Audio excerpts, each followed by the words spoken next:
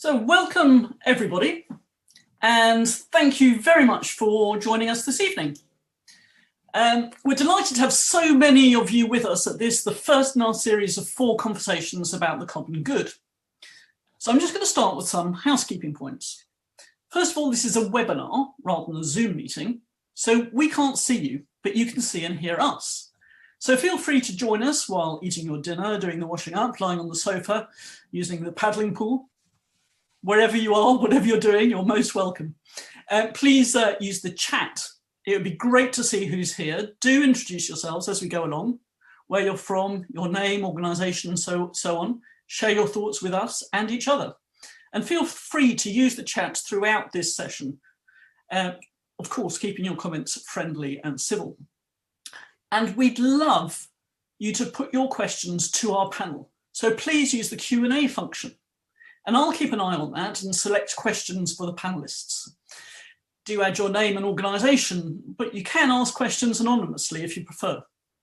And the novelty of this system tonight is that you can vote. So do indicate which questions you'd most like to be addressed. So now that we've got the housekeeping out of the way, let's get going. So welcome to the common good. What does it mean for families, for civil society and for government?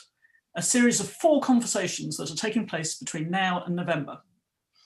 As our country faces complex challenges ahead, we've assembled a really interesting group of speakers to help us explore the meaning and importance of the common good and the responsibility it places on families, society, and the state. This series of 4 conversations is brought to you by a coalition between 4 organisations: Together for the Common Good, the Centre for Social Justice, Caritas Social Action Network, and the Benedict XVI Centre for Religion and Society at St Mary's University. We're delighted that the series is supported by CCLA, one of the UK's largest ethical fund managers, home of the New Catholic Investment Fund. This evening, our first event is going to look at the common good. What does it mean? Well, the common good in its true sense relates, of course, to the shared life of a society where everyone contributes and is able to reach fulfilment, a settled pluralism of identities and interests. It's a concept that has been used within Catholic social teaching for many years. It also has its roots in the thoughts of Aristotle and the Jewish tradition and has resonance across many cultures. Against the backdrop of the complex challenges facing the country at the moment, and at a time of great uncertainty, we are tonight going to explore the meaning of this powerful concept and why it's important in our social and political life, and how it can be understood by people of all religions and none in the reweaving of a good and healthy society. I'm delighted to introduce our panel this evening. Philip Booth is Director of Catholic Mission and Professor of Finance, Public Policy and Ethics at St Mary's University. Philip works to embed the mission of the university through its teaching and research and promotes engagement with a wide range of organisations which can work with St Mary's in contributing to society and to Catholic public life. He teaches and researches in fields related to economics, political economy, business ethics and Catholic social teaching. He also works as Professor of Economics and Director of the Vinson Centre for the Public Understanding of Economics and Entrepreneurship at the University of Buckingham. Sam Bruce recently completed his DPhil in politics at the University of Oxford and is now senior researcher at the Centre for Social Justice. Before this, he studied for his undergraduate degree at University College Maastricht and the University of California, Berkeley. Sam's research interests include contemporary and historical political thought, as well as the relationships between philosophy, social science and public policy. He also takes an interest in development aid, having been trustee of a humanitarian charity for around 10 years. He's married to Lucy and lives in southwest England. Jenny Sinclair is founder-director of Together for the Common Good. Together for the Common Good is a volunteer-driven charity calling people of goodwill to fulfil their vocational responsibility and build local relationships. Together for the Common Good creates resources for churches, schools and organisations and convenes public conversations. Connecting across the Christian traditions and beyond and drawing on the tradition of Catholic social thought, Jenny articulates the meaning and practice of the common good calling people into a vision of civic renewal. So that is our panel for this evening. The way this is going to work is first we're going to hear from our speakers, around 5 minutes each, then we'll dig into a conversation together, followed by a Q&A session. So please do use the chat throughout and enter your questions into the Q&A facility if there's something you want the panel to answer. So now we're going to hear briefly from each of Jenny, Sam and Philip before getting into the discussion. And Jenny, you're going to kick off, so over to you. Great, thank you, Ruth, and hi, Philip, and hi, Sam, and hi, everybody. It's lovely to have so many people on this call. So why should we care about the common good?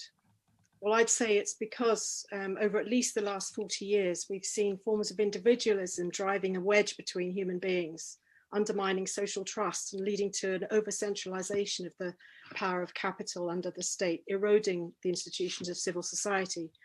And we've outsourced too many of the responsibilities we used to carry. We've become more dependent on products and services rather than on each other. And we've seen symptoms like higher levels of loneliness among not only the old, but the young, rising levels of mental health problems, suicide, depression, mistrust and suspicion, breakdown of trust in institutions and with people we disagree with, and so on. And we see this individualism manifested on the right, where the interests of the corporate world become too dominant, and on the left in the me culture, the identity politics, where the state ends up becoming more powerful to mediate between the battles of rights. So all of this has been accelerated in the pandemic, and it's led to a lot of agency at ground level, where people feel they have less influence on the world around them. Though during COVID, in the first lockdown, we had a taste of what a less individualistic approach could be like, and people liked it. But overwhelmingly, there is a longing for love and belonging. And we're at a pivotal moment. Everyone can see that. Some think this may be a kairos moment, when something good may come of the crisis. So what are the basic assumptions of common good? Well, it starts from a recognition of what it means to be a human person. We are social beings. We're created for relationship. We're not designed to be isolated, reduced to group identities, instrumentalized or subordinated.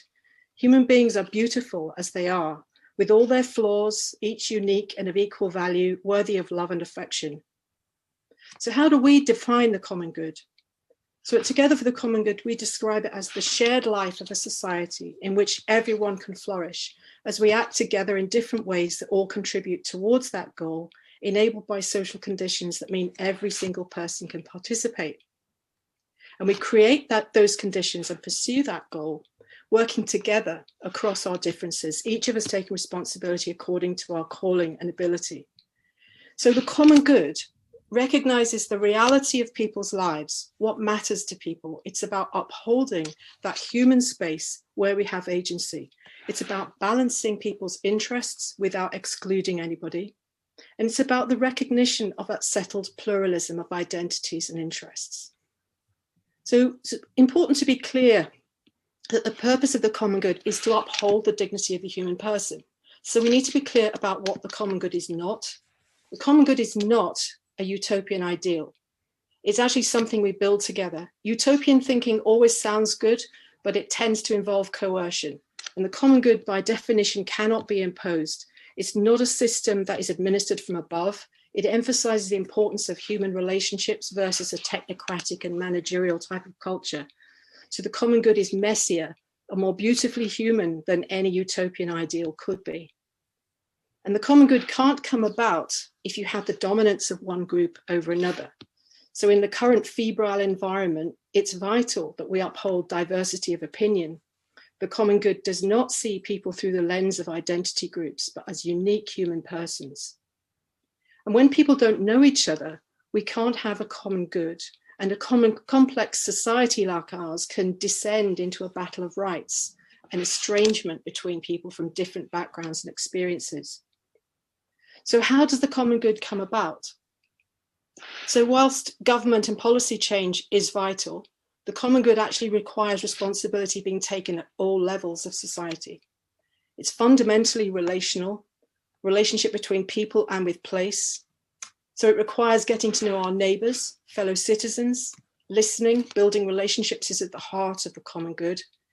And it requires each of us contributing freely according to our vocational responsibility. And this is a sense of subsidiarity, decisions being taken closer to those they affect. So it requires this multiple layering. So we're building bottom up as well as top down. So at government and policy level, yes, we want to create conditions in which capital and administrative power is distributed, not centralized. So that might mean regional banking and energy providers, for example. And we want to see a balance of interest between, say, for example, the environment and retaining jobs in order to sustain families and communities. We want to see a common good between capital and labor. So, for example, in a business, are working people fairly remunerated by capital for their labor? Does the CEO and do the cleaners know each other by name? Is there a mutually respectful relationship? And at regional level, we want to see collaboration such as higher education institutions, technology colleges, large employers, dioceses, regional associations, chambers of commerce, all collaborating towards the economic renewal of their region. And at the more local level, we want to see local institutions like clubs, businesses, associations, charities, religious bodies, employers, families working alongside each other as neighbours towards a renewal of our social fabric, a kind of community welfare building, if you like, to overcome the negative narrative of a broken society. And finally, at the personal level, and actually in some ways the most important, we can each play our part through the ethical decisions we make, through our virtue, through putting common good principles into practice in our everyday lives, and by building relationships. So actually, fundamentally, the building block that starts all of this is conversation, the relationship between each of us, reaching out to people that perhaps we don't know. So that's a starting point. But it's great to be here and delighted to kick this off. And I think over to, is it Sam next? Yeah, thanks, Jenny. Loads to pick up there, and straight on to Sam to address us for a few minutes. Thanks, Jenny. Thank you very much, Ruth and Jenny, and on behalf of myself and the CSJ, thank you very much for organising this. It's humbling and a real privilege to be here with everyone. I'm really looking forward to the discussion. I work for the Centre for Social Justice as a policy researcher. We focus on questions of poverty, and the common good is something that's often discussed and animates a lot of the charities and voluntary sector groups that we work with and try to listen to in policy advocacy. But it's also of interest to me from my academic background, which is in the history of political thought and political theory. And I'd like just to share a little bit about the history of the concept, but there's an argument to be made that the history of much political thought is about this concept or something like it. So I'm just going to have to cherry pick very quickly some key thoughts across thousands of years, omitting all kinds of context and key details, but some kind of headline bullet points, if you like. A good starting point would be Aristotle. Aristotle famously said in Book 3 of his Politics, governments which have a regard to the common interest are constituted in accordance with strict principles of justice and are therefore true forms of government, that is. But those which regard only the interest of the rulers are all defective and perverted forms of government, for they are despotic. Well, what does that mean? It's essentially that government and power should be organized in a healthy society towards the common good of the citizens. So what would that mean in a little bit more detail? Well, Aristotle continues. The state is not a mere society, having a common place established for the prevention of mutual crime and for the sake of exchange. These are conditions without which a state cannot exist, but all of them together do not constitute a state. So just protection from crime and the opportunity to conduct business, those aren't enough for the common good, for a truly flourishing state. So what does it involve? Well, it involves seeking a perfect and self-sufficing life. That's what Aristotle says. So the end of the state is the good life, says Aristotle. So it's about seeking a good life together, one that is flourishing, one that's not just transactional, what I can get out of it or how we can each conduct business for our own interests. It's about seeking the good together. Well, what does that mean? How do you do that, especially when people have different visions of the good life? Well, that's a question that was picked up by Augustine, who didn't have access to all of Aristotle's writings, but his thought is very much animated by this question. If you're a Christian, or if you have a particular worldview, how do you interact with the society in which you live, where other people might not share your particular views? Well, you can still have your personal identity, but that doesn't mean you leave behind the society in which you live. It doesn't mean you try and exist in a silo. Rather, you should make use of the earthly peace and defend and seek the compromise between human wills. So try to seek the good of the place that you live in with one another, and have open discussions and be willing to talk about what seeking the good life means in your context, and be open to share about what your perspective is whilst listening to others as well. And finally, Aquinas, as you can tell, I've only got to the letter A in the address book of political philosophers, is complicated to read, but a very well-regarded reader of Aquinas says that, in summary, that the way to think about the common good, as he uses this concept, is by distinguishing between the aggregate of the well-being of individuals and the common good as the good life of society as a whole. And if you think about this on the level of a friendship, if A is friends with B, then you're not just then A doesn't just care about what A gets out of the friendship. A cares about B for B's sake, and that means that both of them have a reason to care about this relationship. Says John Finnis in summary, that means that the relationship takes on more than just the sum of its parts. And caring about sustaining the relationship is important as a civic practice, and that applies more broadly to the common good. So what might that mean in practice? Well, there are all kinds of things that Jenny was talking about that are really helpful. One thing that I've seen in the context that I've been working in, looking at issues of poverty, is that those who have facing complex social issues, which may be overlapping, will often need wraparound care, and that often crucially needs to come in the form of the kindness of a trusting relationship with another person that is not just a transactional relationship, that is someone to talk to, that you can work through in a mutually respectful way the issues that you face. And that's something that comes through in the work of a lot of the charities that we work with at the Centre for Social Justice. And I think it's really expressive of what the common good means in practice. So thank you very much. And I look forward to the discussion later on. Thank you very much, Sam. And over to Philip. Thank you, Ruth. Thank you, Jenny. Thank you, Sam. I suggested that we had this this series of events really because of I just noticed that the phrase "the common good" was being used so much in political discourse, really to give a nice air, a nice edge to almost any set of policy proposals which any particular politician wanted to put forward. They would say, oh, we want to do this because we want to promote the common good rather than just the good of one particular interest in society. So I felt that we needed to explore the concept and then move on in the next few events to explore the contribution of different groups in society to promoting the common good. So what is the common good in Catholic social teaching? The definition that's used in almost all discussions in Catholic circles is taken from paragraph 26 of Gaudium et Spes, which was a document arising from the Second Vatican Council. And the common good was defined as the sum of those conditions of social life which allow social groups and their individual members relatively thorough and ready access to their own fulfillment. And this is also the definition that is used in the English language translation of the Compendium of the Social Doctrine of the Catholic Church.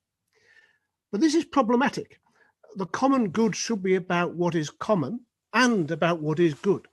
And I think if we start with this definition, von Gaudium et Spes, we can quickly end up in a very secular and subjective place. Indeed, it sounds a bit like modern ideas of well-being, which are much discussed in the secular world. Now, interestingly, paragraph 74 of the same document provides a second definition of the common good.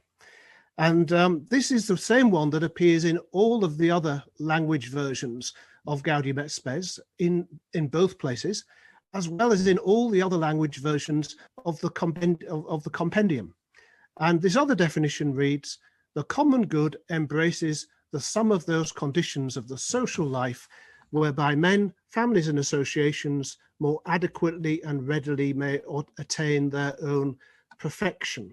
The word perfection is used, as I say, in all the other languages. It's odd, isn't it, that a church which has a common language could lead to such a misunderstanding arising out of the translation of its documents. And this definition is much better. The common good is about bringing the world closer to perfection or bringing God's kingdom closer on earth. And the definition is already asking us to focus on what is common and what is good. And it raises the question then of the idea which Christians have, that there is an objective understanding of what is good, what is meant by perfection. So I would regard this as the more proper definition of the term. And if you look back into the history of the term in Catholic social teaching over the last 150 years or so, it's much closer to this second definition in the English language version of Gaudium et Spes. So much for the much ignored good in common good. What about the word common? Well, imagine a dozen of us are having a meal, and my example here is going to be rather similar to that of Sam's. The taste of the food is a personal experience, just as some aspects of a good life are in fact a personal experience, are in fact personal rather than common. If I get food poisoning and none of the other guests do, it wouldn't be polite to tell the other guests, and their experience wouldn't be affected. However, the conversation at the dinner party is a common experience. If one person doesn't enjoy the conversation and remains sulky and moody for whatever reason, all the guests are affected. So the common in common good really refers to those social conditions that are indivisible. And if one is affected in society by the absence of the conditions necessary for the common good, we're all affected. So what does this mean for public policy, which is one of my main academic interests? Now, there is, of course, a variety of views on this question, but it's very clear that the common good is not some utilitarian notion of the greatest good for the greatest number.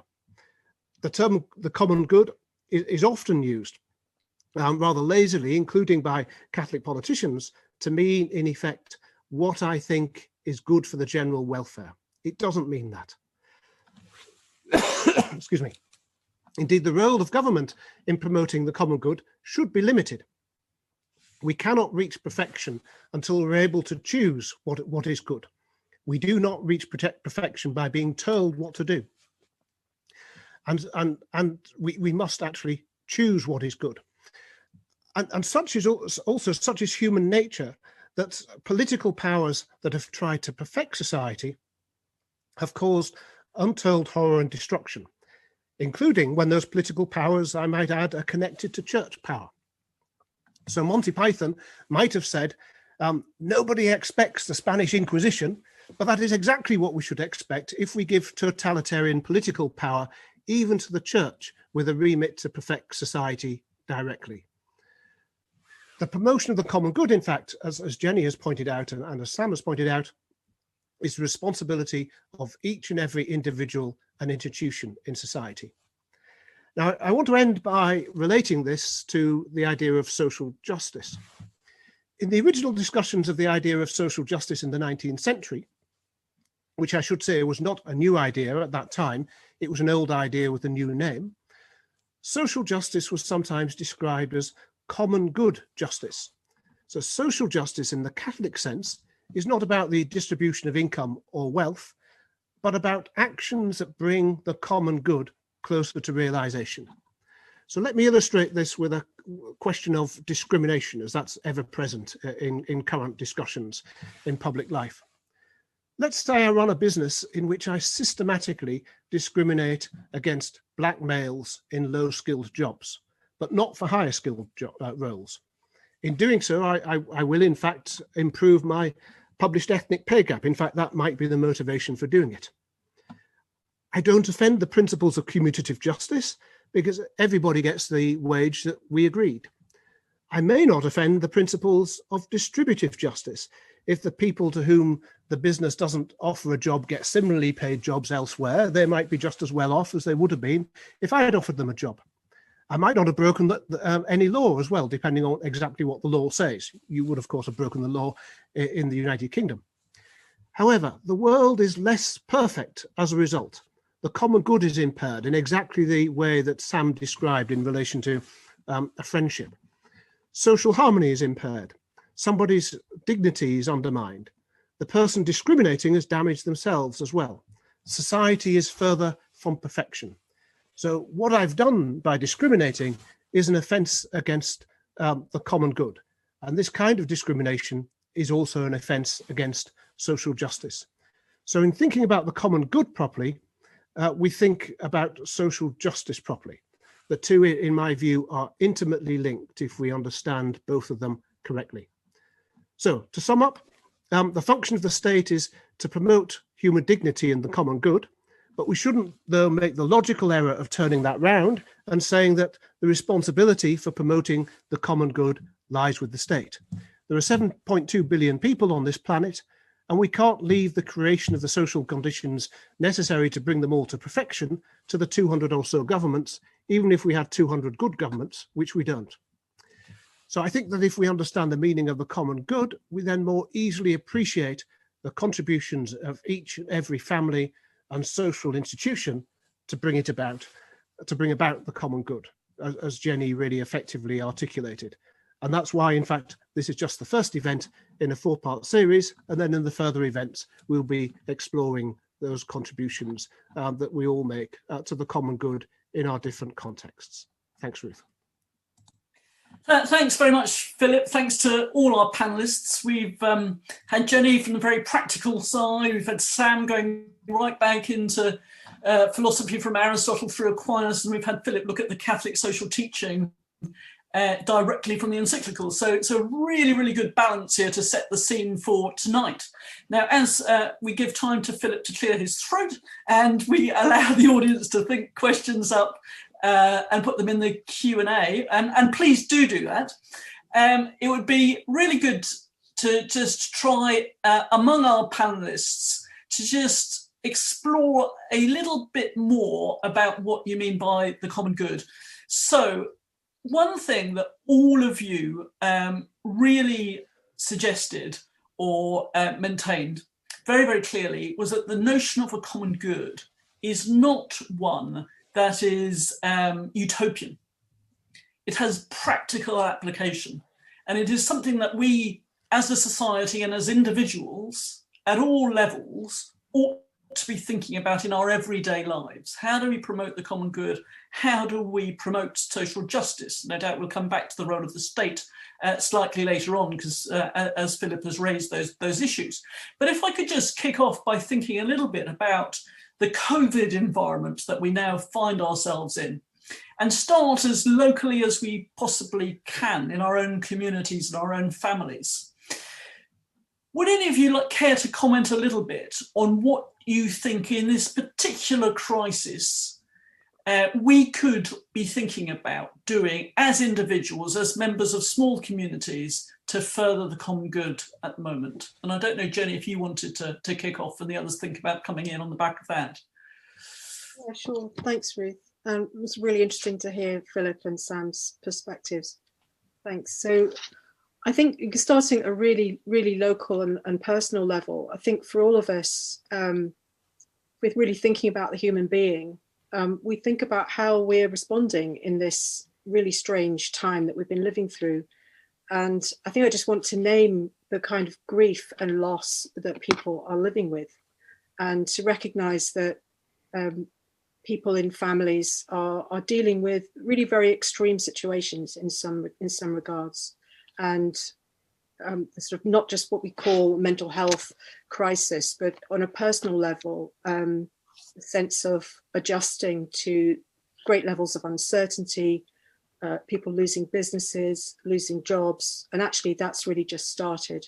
I'm afraid over the next year or two, we're going to see more of that, despite the fact that there may be some kind of economic boom. I think there's a lot of people who are yet to see the impact of the pandemic on their lives. So in terms of what we can do, I really think, as I said before, it's about understanding who our neighbours are and sharing the life with our fellow citizens. So I think that means listening, having conversation, understanding where people are and what they're actually going through, what matters to people. Is it that they had to bury an elderly relative without being able to attend the funeral? Was it because their young 20-year-old son had his education interrupted? Was it because their 11-year-old was spending 6 hours on Zoom for schoolwork and then another 3 hours on social media, and it's changed her way of relating? For example, I know people in all these situations, and I think this is a time really when we have a good excuse and a very good reason to connect with people.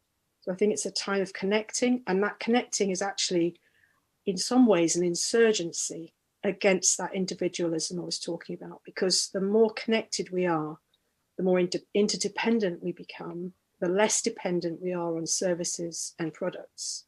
And so the less manipulable we are by the big powers of capital and state. So I think it's about building that social knitting that connects us, that thickens that layer of civil society that has been damaged over the last 4 decades. So I think this is a time when we can start by doing that, each of us individually. Philip, do you want to say, are there any things that you think are particularly relevant to us as individuals now in the COVID context? Yeah, I think Jenny has described what we need to do very well, and I think it's difficult. We've had a year or so where many of our social connections have been degraded. I mean, personally, probably less so for me than for many other people, and for all sorts of reasons. And some people might have had to isolate to a greater extent than others. And actually, just getting into the mode of social interaction can be a challenge for people. And then, if you really want to build the kind of social capital that Jenny is concerned with from a local level, I do often feel that it's a challenge for people to take the first step. How do people actually go about volunteering? This is sometimes a challenging first step for the individual. Sometimes I certainly have experience of people who have been through this, that they try and volunteer, and whoever they try and volunteer with, that the charity never gets back to them, or they just reply saying, "Oh, we don't need any volunteers at the moment." So these questions of taking the first step, however, which I think is really important, I think is key, because we all need to start afresh, build some new social lives, as our old social lives have kind of been put on hold for 15 months or so, and I think we need channels that allow us to do that, and I think anything that can help facilitate that, and that can be a role that the state can play. If you want to volunteer, here's a website to go to, and you can contact local charities, etc., etc. But that would be my. We need to get back into this realm of social interaction and assisting each other socially. But that does need social institutions around us, whether it be charities, churches, or whatever. And these steps are sometimes difficult steps to take in the best of times.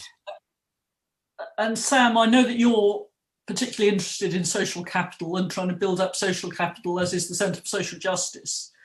How do you see social capital being built on the ground at this time? Thanks, Ruth. Yeah, it's a great question, especially in the wake of COVID, as Jenny and Philip have absolutely pinpointed. It's really exacerbated a lot of social issues.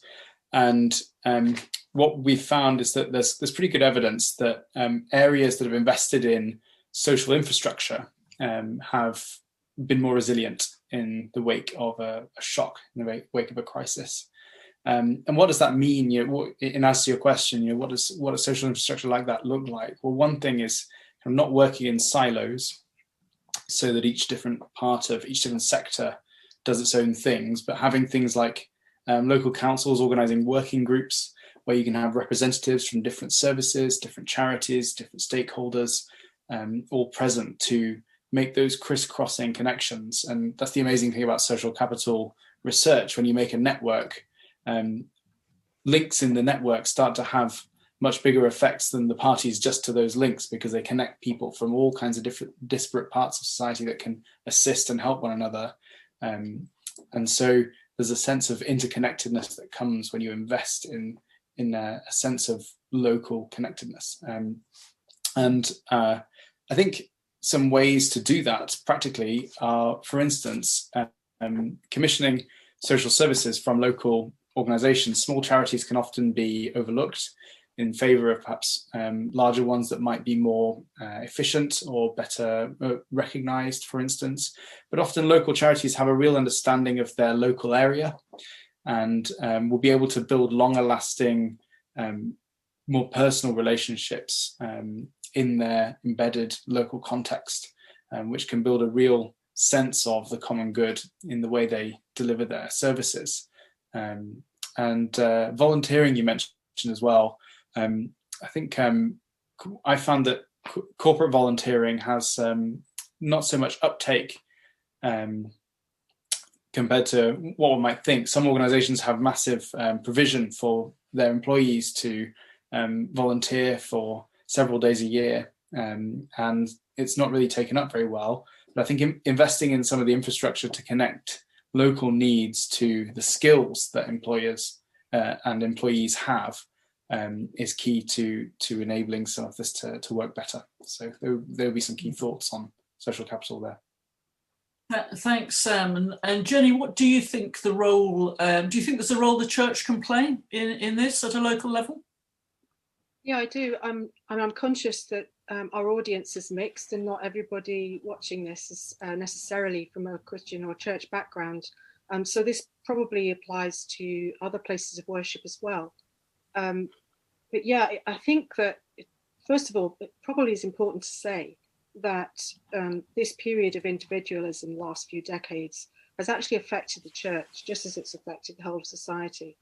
And in some ways, it's made the church more consumerist. By that, I mean, people sometimes think, well, I'm going to church to get something and then I'm going home, rather than I'm going to church to be part of something, to be part of a relationship. So there's a sense of, I know for a fact that during COVID period, the churches that have fared better have been the ones that have incorporated cell groups, home groups. They've managed to weather the storm far more easily than the kind of churches where we all just turn up for a service and then go home again. The other thing about the churches, which I think they've also inadvertently absorbed this culture of individualism over these years, is a sense of the church as service provider. Now, obviously, churches have always had a tradition of serving the community, and there's absolutely every reason why we should be continuing to do that. However, there are ways of doing it, and it's how we do it that really matters. So the church is not an NGO. It's not just like any other institution. It's different. It has a distinctive characteristic, and that is about being a sacred civic institution. And it's also about love. It's about being the embodiment of love in a desecrated world. It's about communicating that love through relationship. So when the church, for example, engages in what we might regard as service providing, I'm really uncomfortable saying that, because I actually think what the church really should be doing is building relationships. So obviously, in helping people who are really struggling or are destitute and so on, what we need to do is think, how do we shift that relationship from transactional service client into a covenantal relationship, which is relational, which is reciprocal. The difference, if you like, with the way the church, I think, should be approaching this in that covenantal way, is the understanding that helping somebody else actually transforms yourself. You know, it's not just a one-way traffic. So I think rather than thinking about where can I volunteer, yes, it could look like volunteering, but equally it could just be being a good neighbor. You know, it doesn't have to be through an organization, although absolutely it's wonderful to do it through an organization. And if it is, then perhaps to check, how are we operating as an organization? Are we instrumentalizing the people we're trying to help by not allowing them to take part in, for example, helping to set things up, helping to clear things up, or to provide a sense of dignity where people can actually take part as well as receive. So people are not just supplicants, but actually regain a sense of agency. So it's more like a hand up rather than a handout, and always thinking about how can we make this more relational and understanding that reciprocity that comes through a genuine building of loving friendship in the local, rather than seeing it as an us and them. You know, we're great sort of benefactors and we're helping out people that need help. I think that's part of the old transactional contract culture. I feel that this new era that we're being sort of dragged into is actually inviting us into this a new but an ancient way of relating, which is covenantal. That's very interesting, Jenny. And I just want to say to participants that I will turn to the questions in due course. The questions I'll choose from the Q&A will be based on two criteria, brevity and popularity. So if you see a question you like, please do hit the thumbs up button, and that instantly raises it up the queue. But some of them are also very long, so I might take that into consideration too. While you vote and plant your questions, place your questions, I just want to explore a little bit more this idea of transactional, relational, and so forth, but also the issue raised by Philip about common misinterpretations of social justice. Philip, I think quite a lot of people will have been surprised by you saying that social justice doesn't have anything or much to do with economic or wealth inequality. Mm-hmm. Does it have nothing to do with economic inequality, or is it just that it's not a direct relationship? Okay, that's like an essay question. So it clearly has something to do with wealth inequality, because if the world were brought to perfection, if you like, before the fall, we have no attachment to wealth, and indeed there's no scarcity. Well, that's a matter of speculation, I suppose. We have no attachment to wealth, so that's the ideal situation. And we would hope that the better off, and indeed for that matter the less well off, would themselves have no attachment to their wealth and be generous with their wealth. And if they did that, there would be less wealth inequality, of course. Now, post the fall, we have to find a way of organizing society which is not based on the assumption that we don't have attachment to our wealth, because that would clearly fail, as Aquinas has pointed out. If you imagine the street that you live down, if you simply if nobody had property rights in their houses and any of you could wander into and sleep in whichever houses you wished, first of all there'd be chaos, quickly there'll be disorder, and then probably war amongst the citizens of the street as some people started abusing the situation and others didn't. So in order to create order and peace, harmony, and provide incentives as well, the church has always believed in the institution of private property. It's also believed that private property should be widely spread. That's not the same thing as it should be equally spread, but it should be widely spread. Everybody should have the opportunity to own property, whether it be through worker share ownership schemes, pension funds, or human capital through training, through owning their own home, owning the land, etc. So, but even then, the common good is not really attained until we actually have an appropriate detachment from our property. Now, can you achieve the common good despite having very wide disparities of ownership of wealth? Well, there's certainly not a direct correlation between the inequality of wealth and whether or not a society is harmonious and other aspects of the common good are achieved.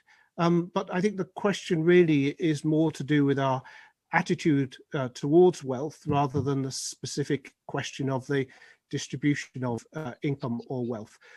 What is very clear, though, in the Church's social teaching is that neither human dignity nor the common good can be attained if everybody does not have the basics to live a dignified life. In other words, shelter, food, healthcare, enough leisure time for holidays, in fact, as well, clothing, etc., education, at least primary education, and so on. So, yep, there are some relationships. That's about as compact an answer as I think I can produce in the context of this discussion. Thanks for a great answer. And at the risk of prolonging the essay, who would you say had responsibility for providing the basic foundations for life?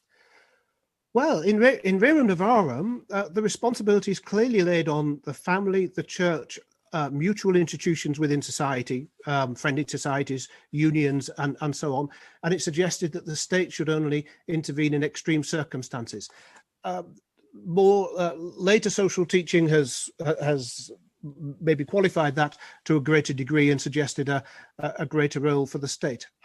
This is a matter of what Catholics would call prudence, really, a matter for prudential judgment, and you might come to different conclusions in different circumstances, not least depending on the strength of all the other institutions that can help in the matter of ensuring that wealth is not necessarily equally but widely spread. Thank you. And before turning to some of the questions, Sam, can I just ask you about your view on the importance of economic efficiency or otherwise? We've talked about the difference between transactional and relational, but I know that you've got an interest in how contracts are awarded and so forth. We've had examples during over the past year of perhaps decisions being taken at the beginning of the crisis which were not subject to the same processes for awarding contracts as they might normally have gone through. They certainly weren't as rigorous. How do you view that in the sort of context of the common good and promoting the common good? Thanks, Ruth. And it is a complex area, but yes, I think it's where there's a sense that public money is not being given due care and governed well when it's spent. I think there is a sense of loss, and if a contract is not subject to appropriate levels of tendering and proper processes to balance the different key considerations in awarding that contract, then the public will feel a sense of loss, maybe a sense of betrayal by their government. But I think it's important to ask what is that? What does it consist in?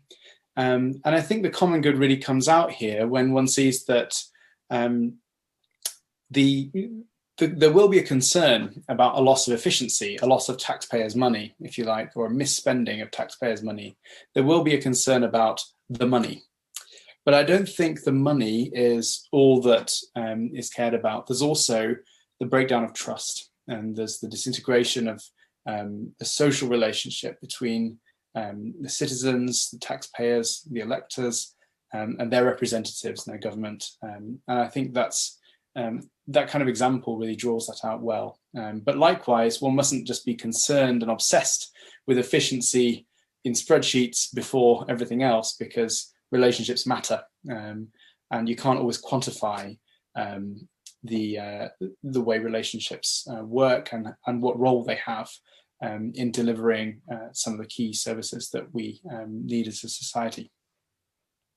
Okay, so the first question I'll take from the Q&A is a very short one and a very popular one, but it begs a lot of questions. Is the common good opposed to individual freedom? And I don't know, Philip, if you want to start by taking that, and then anyone else pipe up and come in as you like from the panel. Well, it can't be, can it? Because unless we are free to choose the good, we cannot attain our own perfection. And you know, God at the time of creation didn't create us as robots who would do exactly what God told us. He gave us free will, and we can misuse that free will, sadly. And the role of the state really is to try to deal with those situations where we misuse our free will in such a way that it impairs human dignity and the common good. But we have to be free to choose the wrong things. And if we're not free, what is the alternative? That's somebody in some sense. Well, if we're not free, we're coerced. Coerced by what? We'd be coerced by a government which would be requiring us to take actions which were in accordance with the will of the government and not in accordance with our will. Well, that can go horribly wrong, as we know. But the thing I would add maybe to this debate is that perhaps we don't talk enough about culture. So what is important, and John Paul II talked about this in the context of structures of sin, is that we have a cultural environment as well as a legal environment, which makes it easier for us to choose what is good. So it's not that we are less free. We all know how much easier it is to behave well. If you're a teacher, we all know how much easier it is for one child to behave well in a class if everybody else is behaving well, as compared with if 29 of them are behaving absolutely appallingly and one of them wants to behave well. Well, more generally, society is like that. And so we need to put effort into developing a culture which makes it easier for us to choose what is good without, in fact, making us less free. That's an interesting answer, Philip, because if you think about some of the areas in which government might choose to intervene, they might do so precisely to create a culture in which it's easier for people to choose the good. Take assisted dying, for example. There may be many people on this call who would like to see the government ban assisted suicide rather than assisted dying, I think is a better way of describing it. But by banning it, you're also stopping people choosing. How do you reconcile those 2 points? Okay. I think that's a relatively easy one because it's a final choice. We can't attain our own perfection by choosing assisted dying and then growing in virtue and then taking a different decision later. So no, it's because it's such a final choice, and because it involves life itself. I think it's absolutely clear that the state can reasonably stop assisted dying, not least also because of the abuse that can arise from coercion from family members or others involved, or the way in which somebody's psychology, they can feel a burden on somebody and therefore not be taking an informed choice. So I think there are lots of reasons why assisted dying is an area where you would want the government to take away people's choice. Can I just jump in here? Just connecting this back with what we were saying before about social justice, and that term has been hijacked recently. Jenny, if you could speak up just a little bit, or come close to the microphone, I think that might help people. Okay, I'm just wanting to pick up the point that was made earlier about social justice. That's a term that has been hijacked recently, and it's no longer meaning what it used to mean. And people are regarding it as a means of coerced rearrangement of society. The point that Philip's making there is really important, and it reminds me of that quote, systems so perfect no one has to be good. You know, so the idea of making all the rules at the top in order to make a very fair, perfectly fair society. actually removes the opportunity for people to develop in conscience, and therefore you end up with the worst of all worlds, with people using their moral compass, and so that sense of responsibility and stewardship. How do we use the gifts that we have? Whether it's through ethical investment or through an ethical choice, we must be free to make that choice. We mustn't be forced into it, because otherwise people will start to resent it. They won't understand why they've made it, or eventually lose all connection with the reasons for it in the first place. So although society is more messy, you end up with a better result. And so that's also why we need a plurality of institutions, of charities, associations, clubs, places of worship, all kinds of institutions in society that exist alongside each other to kind of encourage each other to behave well, to contribute in a constructive way. And that's what I understand the original meaning of social justice to be about, is that we work together, we organize together to make life better. So we don't outsource it or upload it all to government level. If we do, then we lose the ability, we lose those skills. So that's an argument, Jenny, is it against the nanny state? Well, I can hear what you said earlier about, you might make, it's a good idea perhaps to have some policies that encourage good behavior, seatbelts, for example, all kinds of examples of that. But I think there needs to be a balance around, certainly there's an issue now, I don't know if anyone wants to discuss it, around lockdown, whether people make those decisions themselves or whether we're happy to have those decisions made centrally. How can people make their own risk assessments? Is that responsible? That's a big discussion we could have, but perhaps not here. Okay, thanks. So I'm going to move on to Patricia's question, Patricia Stote. As citizens in a democracy, do we have a responsibility for the policies our governments adopt? Do we have a responsibility to the poor and marginalised as citizens and as voters? And I'm going to sort of kick it over to Sam to start us off there, if that's okay, Sam. Thanks. It's a great question, and the concept of responsibility is a complex one. And there's a very interesting and long collective responsibility literature. What does it mean to be responsible when you're part of a big group in a democracy who add up and make decisions together? But I think the core of the question asks about what responsibility is incumbent upon somebody making a decision at the ballot box, or in the division lobby, or in their involvement in perhaps a political party or a campaign. And I would say that giving a certain kind of, I would say that from what we've said about the common good, it's a matter of thinking about social issues and the good of society as a whole from the perspective of flourishing relationships of all kinds in society, and what makes society good as a whole. And within that, I would say that it's a very good idea to have a particular focus and priority towards those who might be most marginalized, most vulnerable in society, and ensuring that they have a voice to speak for themselves, and ensuring that we listen, and we listen to everyone. But since they may be less listened to as a result of all kinds of forms of social marginalization, I think it is worth thinking about that responsibility as a citizen.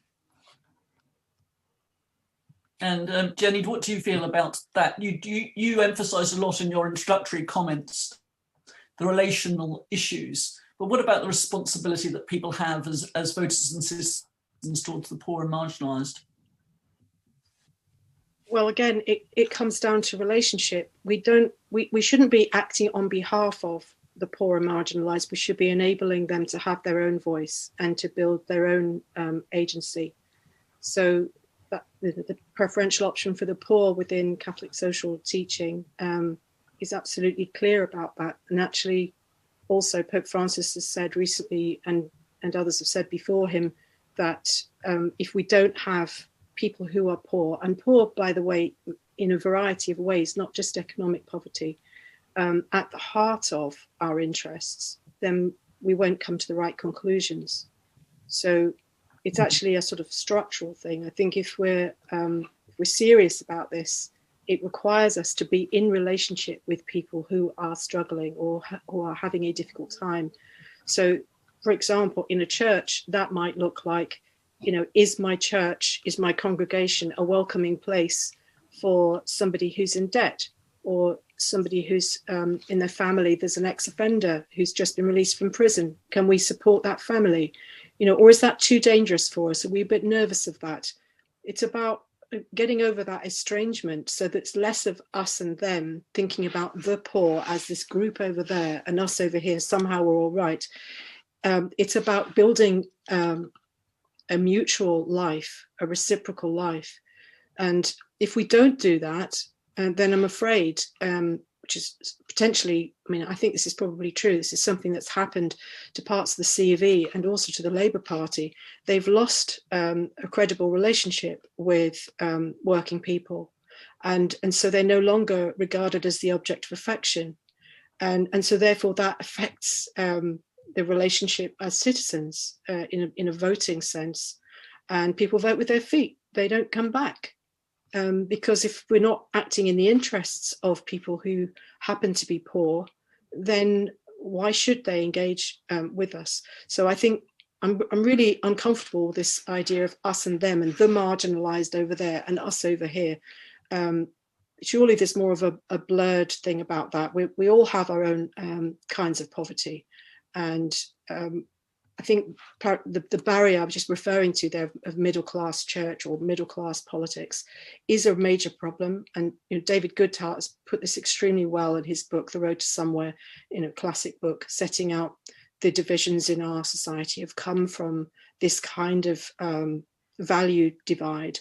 So I think we've got to be really attentive to that and building relationships across different backgrounds and economic backgrounds and different kinds of education. Okay, thanks, Jenny, which sort of leads on to Clive Chapman's question here, and open it to anyone on the panel. What, if any, form of extant historical political system or collective decision-making has been most helpful for identifying and building the common good at the level of a nation? Any thoughts on that? Philip, you go first. Oh, thank you.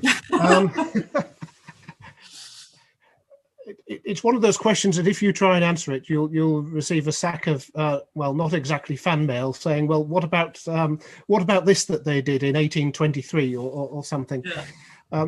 So I'm not going to answer it very directly, but I think what is interesting, for example, about late 19th century Britain, sort of Gladstonian liberal Britain, if you like, is the way in which there was a significant amount of economic freedom and very rapidly developing social institutions, which both dealt with poverty in a very human way, which gave people responsibility, partly because of the religious revival at the time, and also produced institutions to deal with poverty, which promoted fraternity. So, Jenny might look back on that period, as I say, it's dangerous to answer this question and say, oh no, I come out with all sorts of facts and figures which demonstrate it was really radically individualistic. But I think it's a time when you had a public policy environment which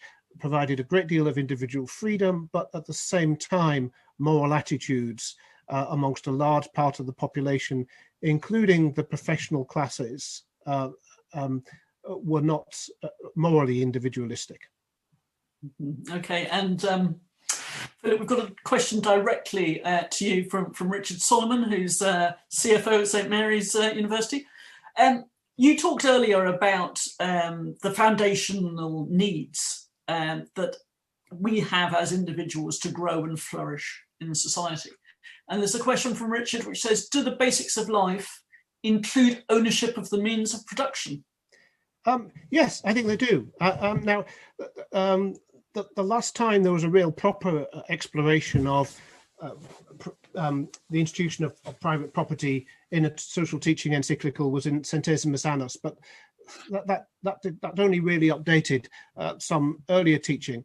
And I think maybe the most interesting 20th century discussion was in Mater et Magistra, which is one of Pope John XXIII's encyclicals, when he talked in a way which I think would have resonated at the time, indeed was probably influenced at the time by the Christian democratic nations of continental Europe, where there was a real belief in widespread ownership of human capital, in other words, education and training, but also widespread worker share ownership. No, not necessarily majority share ownership, but just giving people a stake in their companies, so that if you like to use Jenny's terms, labour and capital would be, although I don't like to describe them even as if they're different groups, but labour and capital are, if you like, working together, and their interests are more harmonised rather than them being seen as separate, and much more widespread home ownership too. So I would go back to the point I made earlier, that I'm much more concerned with ensuring that there is widespread wealth ownership than I am about inequality specifically. And that would include, yes, the ownership of shares in companies in which workers work. And I think it's very reasonable for the government to provide incentives for companies to provide opportunities for workers to own shares. It's not necessarily efficient. Indeed, in many ways, it can be quite damaging, because it can mean a worker ends up with both their savings and their job at risk if a company goes bust. But nevertheless, I think there are wider social benefits of encouraging that type of economy. And Sam, is that something you see, that sort of widespread ownership is part of a vision of the common good? I think it certainly can be, and I think it's a certain sense of fairness in society is often underpinned by a sense that there isn't an unfair kind of accruement of the means of production of economic advantages in one particular area. And I suppose an area that I'm not an expert on by any means, but I think does, raise questions about how one exercises one's agency as if one has wealth, or if one's a business leader, is where, how businesses are structured and where are they owned, and the whole question of kind of offshoring and finding every loophole for tax and that kind of thing, I think is I think the common good is a helpful lens through which to look at those kind of questions, and then certainly enabling businesses to be structured in a way that incentivizes decisions to be made in a way that reflects the common good is a helpful thing. So yes, I think that is a key part of the economics of this. I think the European Super League issue recently was a good example, wasn't it? Owned by people a long way away who'd had no interest whatsoever in the original inception of a football club and how much it mattered to people. And it was really interesting to see that kind of upsurge of concern and love for the game and for the identity of the club from the people who supported it, and how quickly then the European Super League financial model collapsed. So there's something quite deep that goes on in people's hearts about the idea of ownership being retained by people that have no interest other than a transactional interest. And so I don't know where it's going to go, but there's the discussion, isn't there, around potentially sort of 51% of a club's shares being owned by organizations or individuals that are not part of an external owner, so that can't happen again. I don't know if that will happen, but there's clearly an issue there around ownership and stewardship of not only of an asset, but of a concept, something that matters to people.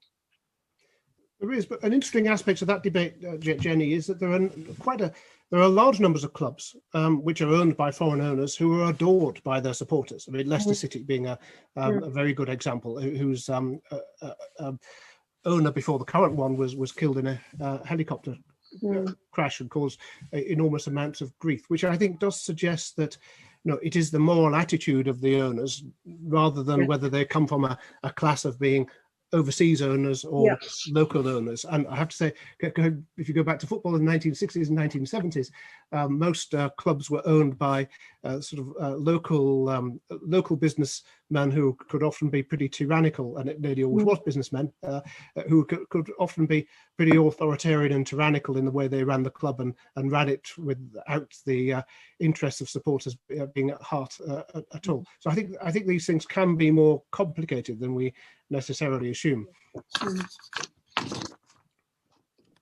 So we have some very interesting questions here on different conceptions of the common good, and one from Raymond Friel. How do you deal with sharply different accounts of the common good, e.g. with regard to refugees seeking sanctuaries in our communities? Any views?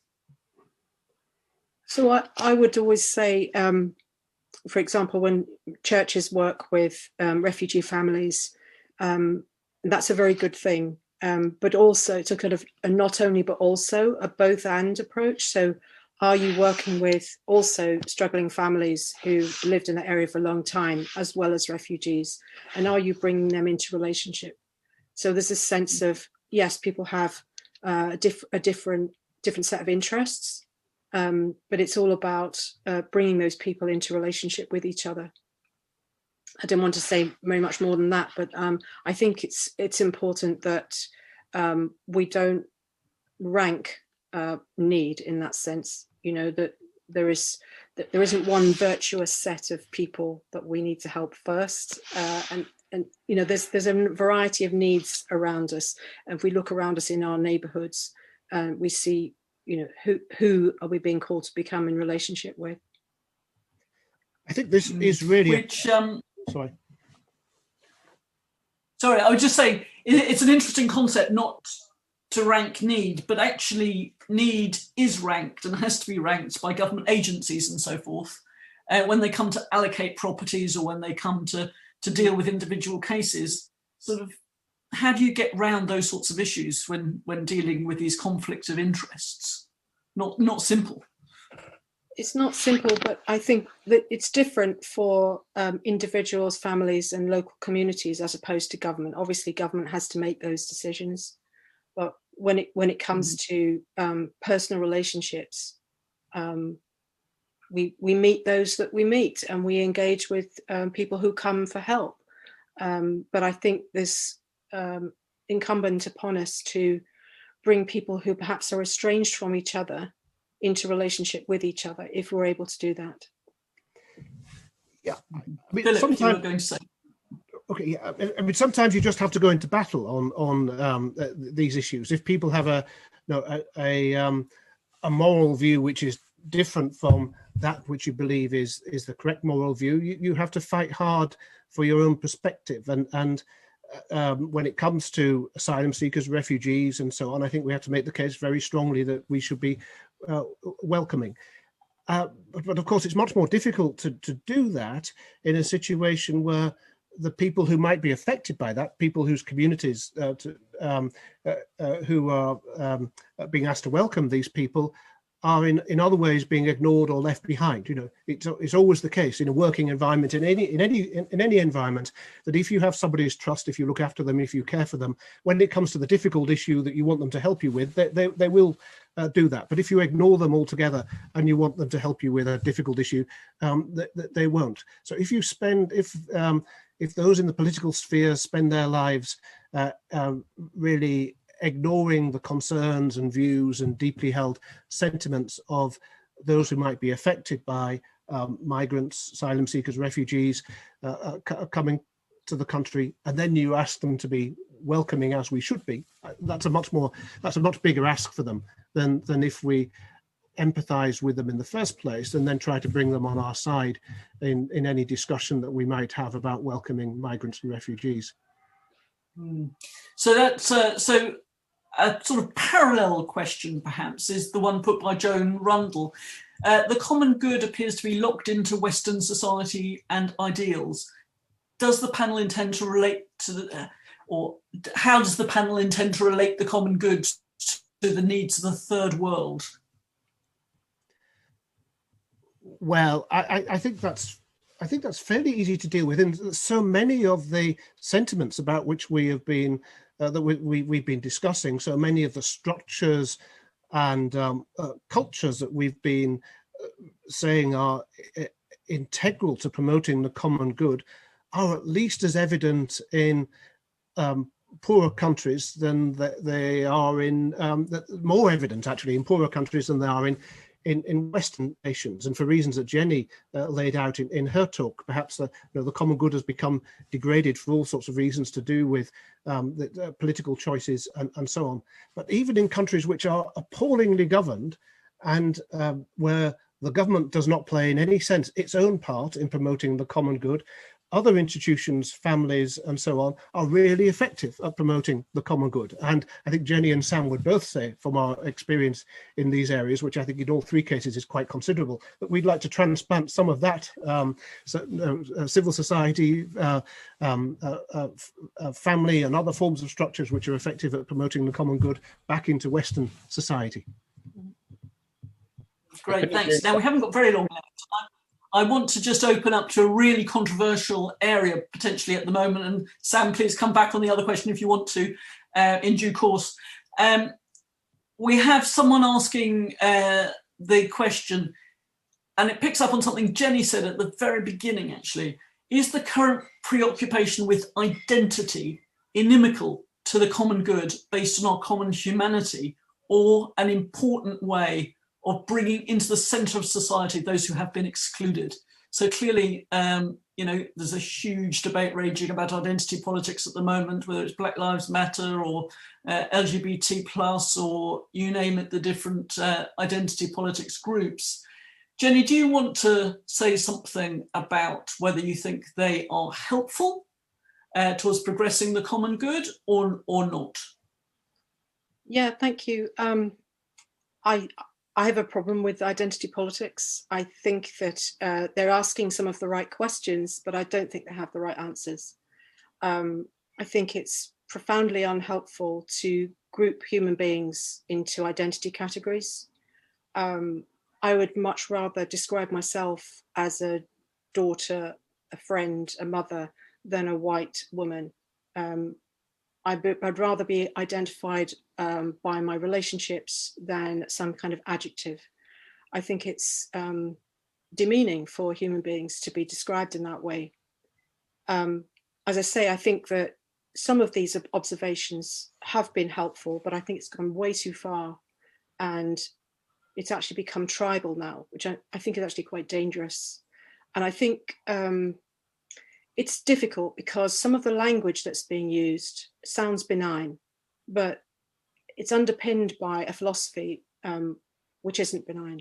And I think people need to be very, very careful about how they use that language and look under the bonnet, as it were, to see what they're getting involved with.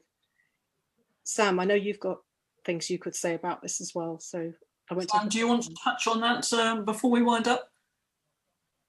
On the controversial issue to finish, I suppose, but yes, it's I think it is really the political issue of the day, and I think it speaks to a sense. I think it's partly a product of the lack of sort of civic forms of relating, ways of relating that I think have disintegrated over the last years. People want a sense of belonging, a sense of belonging to a group. And I think that's produced a political environment where, going back to some of the things Augustine was saying about how people who have beliefs of a particular kind that might not gel with the rest of society, how do they all interact? And I think it's important to cultivate these kind of civic practices of listening and partaking in an open political discussion And I think particularly around language and the way language is used that Jenny was talking about, I think is something we should be mindful of. I think labelling people as ists and isms and creating teams and banners and this kind of thing is, there's a place for that in politics. I think also it's in the realm of identity politics. I think it's can very much be inimical to open and cross-cutting political debate. So I would agree with much of what Jenny said. Great. Well, I'm going to ask each of the panelists just if there's a 1 minute sort of takeaway or something they want to leave our audience tonight with before we end this session. I'm very sorry to all of you who've asked fantastic questions that I haven't been able to take this evening. There are 3 more of these events, and you may well get the chance to put a question on another occasion. So, Philip, perhaps I could ask you, what would your takeaway for this evening be?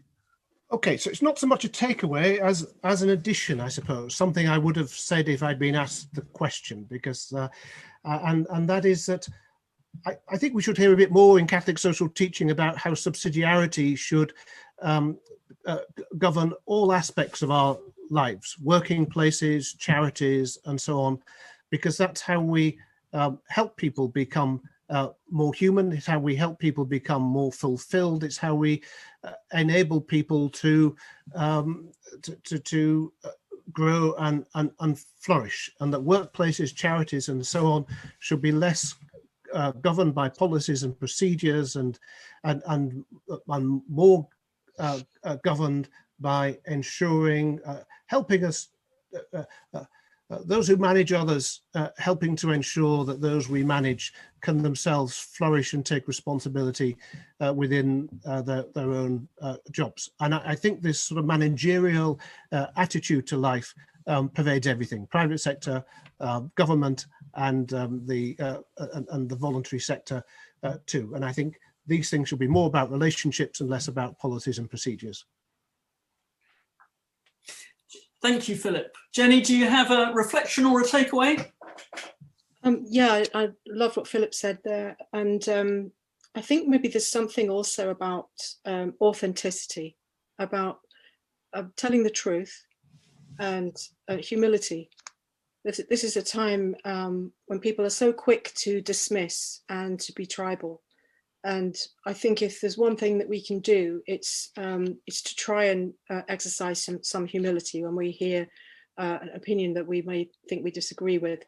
But also this idea that I spoke about before of vocational responsibility.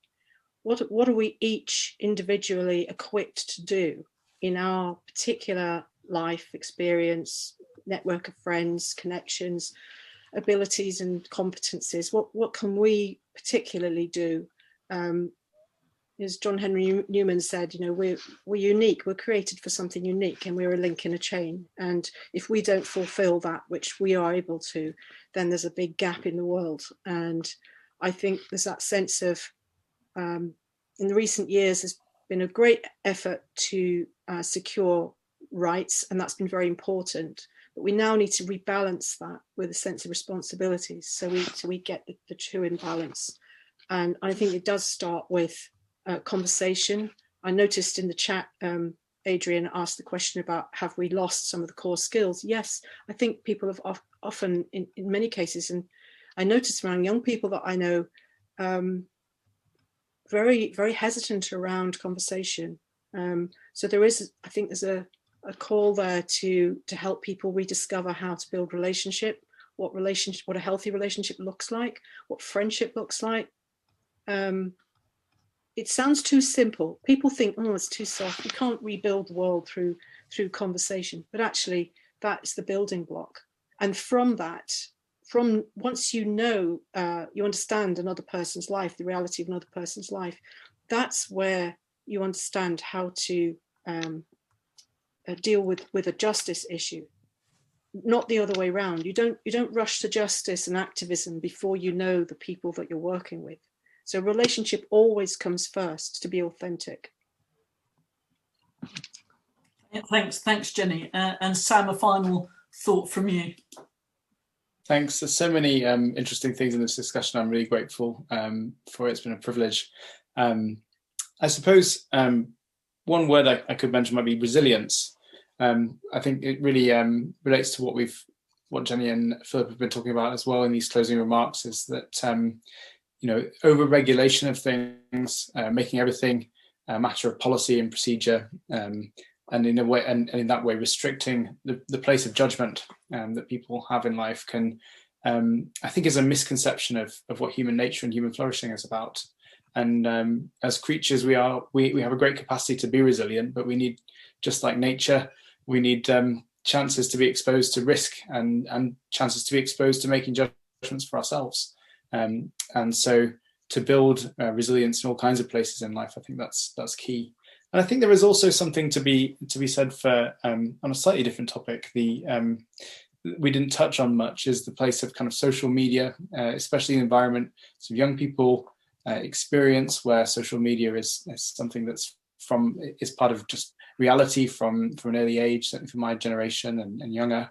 And I think there's a sense in which it may promote the idea that the world can be used as a reflection of oneself, and that media and social media can be used as an opportunity to project oneself into the world in some way, and to judge one's success in the way that is. Maybe that's just a deeply human temptation, but I think a certain awareness of that's something certainly I've been thinking about and grappling with, is an awareness of what kind of how we treat technology in that way, and whether it incentivizes people to it incentivizes us to look at the world as a reflection of ourselves rather than an opportunity to serve and enjoy relationships and participate in relationships with one another. So I think that would be something worth mentioning as well, just the end there. Well, thank you very, very much, Sam. Thanks, Jenny. Thanks, Philip. Absolutely wonderful conversation this evening, very illuminating. If there's one takeaway from me, that this is about relationships. Fundamentally, it's about our own responsibilities for the relationships we can create, and how we all work together to strengthen those bonds and to really make people's lives altogether better. So thank you very, very much for that. Before we go, let's have a quick look at the next events in the series. You can find full details on the Together for the Common Good website and on the St. Mary's websites. And we'll put links in, and links I think have been put in the chat tonight too. But I just want to briefly share with you the great set of speakers we have lined up for you. So the next in the series is on Tuesday, the 13th of July. And it will be focusing on the common good and the family. It will feature Edward Hadas, Christina Adone, and Mercy Morocchi, and it will be chaired by Ruth Gledhill. The third in the series is on Wednesday, the 29th of September, on the common good and society, with David Goodhart, Trevor Phillips, Lord Said Kamal, and Dame Julia Unwin, and that will be chaired by Richard Harris. And the fourth and final in this series is on the common good and government, and that will be on Tuesday, the 16th of November, with Danny Kruger MP, Lord Maurice Glassman, and Caroline Slodcock, and that will be chaired by me. And this one, the last one, we hope will be in person. We really hope you can join us for these conversations. Do tell your friends and colleagues, spread the word. A recording of this event will be on our website shortly, so do feel free to share as widely as you like. So on behalf of our partners, thank you to our speakers, to Philip, Jenny and Sam, to our sponsor CCLA, and especially to all of you for your participation. Goodbye. See you next time. Thank you.